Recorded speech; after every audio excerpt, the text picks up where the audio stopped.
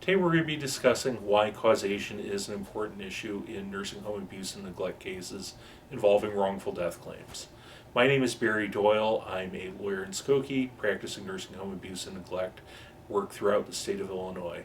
I'm also the author of Built to Fail, a free report available for download from my website, which spells out how the nursing home business model inevitably produces unnecessary injuries and deaths for nursing home residents. In every type of personal injury claim, whether it's a death claim or an ordinary injury claim, the plaintiff or the person bringing the lawsuit has a burden of proof.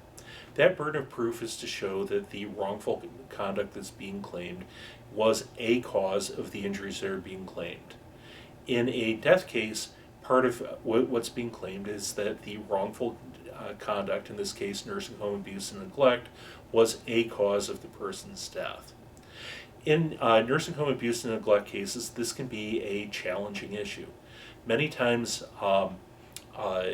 you will have falls, for example, where somebody fell and broke a hip and died several weeks later as a result of complications that came from the hip fracture.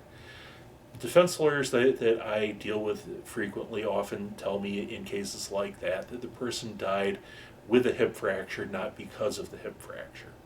It's important to keep in mind that the burden of proof ultimately is to show that the wrongful conduct or the nursing home abuse and neglect was a cause, and it's not the only cause or the major cause or the last cause of the person's death.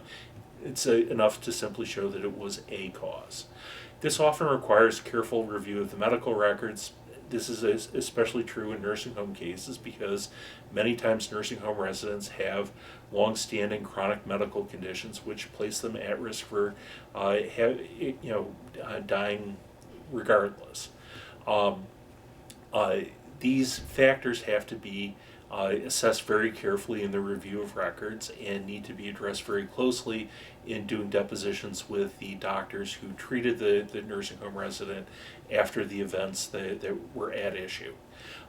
Many times by focusing very carefully on these issues, they can be addressed very carefully so that they showing that the death of the nursing home resident was a cause.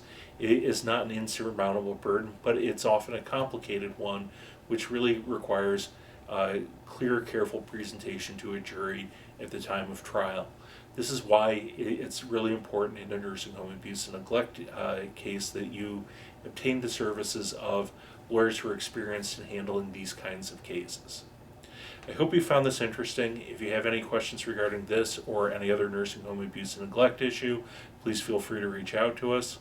Our number is 312-263-1080, or we can be reached on the internet at www.accidentlawillinois.com. Thanks for watching.